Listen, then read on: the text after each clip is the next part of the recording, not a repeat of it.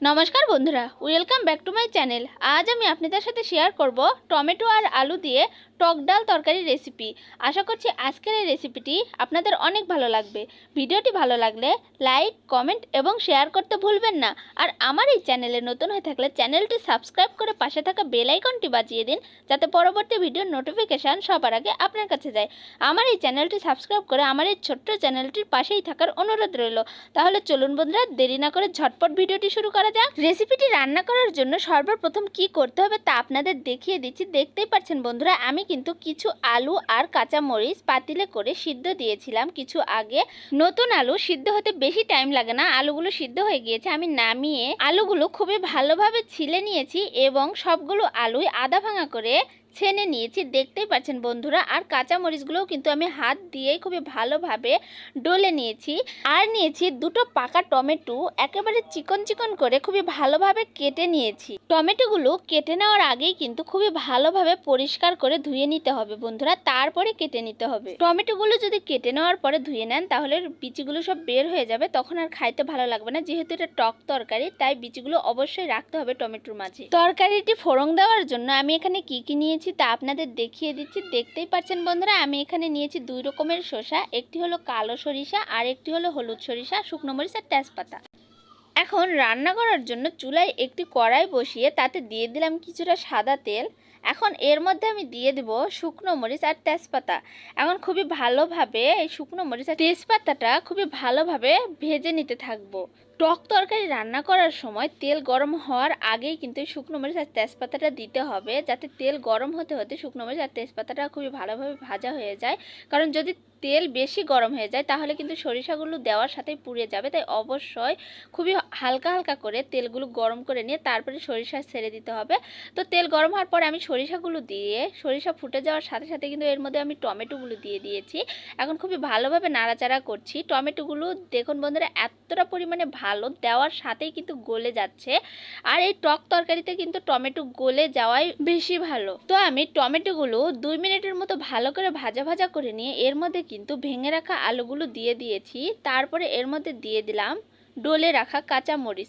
এখন খুবই ভালোভাবে 2 থেকে 3 মিনিটের মতো আমি সবগুলো একসঙ্গেই ভেজে নেব। এখন 2 থেকে 3 মিনিট পর এর মধ্যে আমি দিয়ে দিলাম স্বাদমতো লবণ।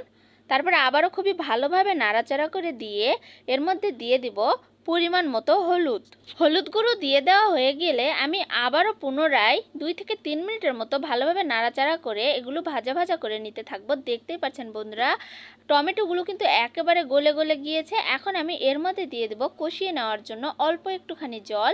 যেহেতু এটা সিদ্ধ আলুর তরকারি, সেহেতু বেশি পরিমাণে জল দেওয়ার দরকার নেই, অল্প একটু জল দিয়ে শুধু কষিয়ে নেব।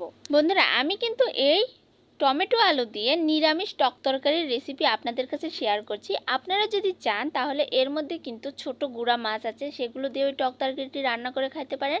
আবার বাটা মাছ, আপনাদের ইচ্ছা মতো যে কোনো মাছ দিয়ে কিন্তু এই তরকারিটি রান্না করে খাইতে পারেন। রান্নার নিয়ম কিন্তু একই থাকবে, শুধু মাছ ভেজে রেখে শেষে নামানোর আগে দিয়ে 2 থেকে 3 মিনিটের মতো ফুটিয়ে নামালেই কিন্তু রেডি হয়ে যাবে। তো বন্ধুরা, আপনাদের সাথে কথা বলতে বলতে তরকারিগুলো কিন্তু খুবই ভালোভাবে কষিয়ে নেওয়া হয়ে গিয়েছে। এখন আমি এর মধ্যে দিয়ে দিলাম পরিমাণ মতো ঝোলের জল। তরকারিতে ঝোল দেওয়ার সময় অবশ্যই লক্ষ্য রাখবেন একেবারে বেশি যাতে ঝোল না হয়ে যায় আর একেবারে যাতে কমও না হয়ে যায়, মিডিয়াম করে ঝোল দিয়ে দিতে হবে। কারণ এই তরকারিটি যদি একেবারে বেশি পাতলা হয়ে যায় তাহলে কিন্তু আর খাইতে ভালো লাগবে না বন্ধুরা, তাই অবশ্যই একটু গাঢ় গাঢ় করে তারপরে তরকারিটি নামিয়ে নিতে হবে। তো বন্ধুরা, ঝোলের জল দিয়ে তো দিয়েই দিয়েছি, এখন এটা বলক ওঠা পর্যন্ত অপেক্ষা করব খুবই ভালোভাবে। তারপরে বলক ওঠার পর 3 থেকে 4 মিনিটের মতো আমি খুবই ভালোভাবে ফুটিয়ে নেব। আর এইভাবে হাতা বা খন্তার সাহায্যে তরকারিটি নাড়াচাড়া করে দেব। আর এদিকে আমি একটুখানি গোটা জিরা নিয়েছি, এই জিরাগুলো এখন খুবই ভালোভাবে একটি পাতিলে করে ভেজে নিচ্ছি। যে কোনো তরকারিতেই, ঝোল তরকারিতে বিশেষ করে যদি নামানোর আগে জিরে ভেজে তারপরে গুঁড়ো করে দেন, ওই তরকারির টেস্ট কিন্তু দ্বিগুণ হয়ে যায় বন্ধুরা, তাই অবশ্যই জিরা ভেজে গুঁড়ো করে দিবেন। তো আমি জিরাগুলো ভেজে একটি সরার উপরে নিয়ে সেগুলো খুবই ভালোভাবে গুঁড়ো করে নিয়েছি, দেখতেই পাচ্ছেন। এখন আমি তরকারির উপরে এইভাবে জিরার গুঁড়োগুলো ছিটিয়ে দিচ্ছি। জিরার গুঁড়োগুলো দেওয়া হয়ে গেলে আমি খন্তার সাহায্যে খুবই ভালোভাবে নাড়াচাড়া করে দিচ্ছি, যাতে জিরার গুঁড়োগুলো তরকারির সঙ্গে খুবই ভালোভাবে মিশে যায়। আর একটি ঢাকনা দিয়ে ঢেকে দিলাম 2 মিনিটের মতো, যাতে জিরার গন্ধটা বাহিরে না চলে যায়। তরকারি রান্না করা কিন্তু আমার পুরোপুরিভাবে শেষ হয়ে গিয়েছে বন্ধুরা। আমি ঢাকনাটি সরিয়ে খন্তা দিয়ে আবারও খুবই ভালোভাবে নাড়াচাড়া করে দিলাম। তারপর আবার 2 মিনিটের মতো আমি তরকারিগুলো খুবই ভালোভাবে ফুটিয়ে নিয়েছি। এই তরকারিটি রান্না করতে কিন্তু সময় যেমন কম লাগে, ঝামেলাও কিন্তু ততটাই কম, আর স্বাদ ততটাই বেশি। তো বন্ধুরা, তরকারিটি আমি নামিয়ে নিয়েছি। দেখতেই পাচ্ছেন কতটা সুন্দর লাগছে আর কতটা লোভনীয় হয়েছে এই টমেটো আলুর টক তরকারির রেসিপি। একবার হলেও এইভাবে এই রেসিপিটি বাড়িতে বানিয়ে নিন আর পরিবারের সবাইকে খাওয়ান। আশা করছি অনেক ভালো লাগবে। তো বন্ধুরা, ভিডিওটি আপনাদের কাছে কেমন লাগলো তা অবশ্যই কমেন্টে জানাবেন। ভিডিওটি শুরু থেকে শেষ পর্যন্ত দেখার জন্য আপনাদের অসংখ্য অসংখ্য ধন্যবাদ। দেখা হচ্ছে পরবর্তী ভিডিওতে এরকমই কোনো নিত্য নতুন রেসিপি নিয়ে। ততক্ষণ পর্যন্ত ভালো থাকুন, সুস্থ থাকুন। টাটা বন্ধুরা।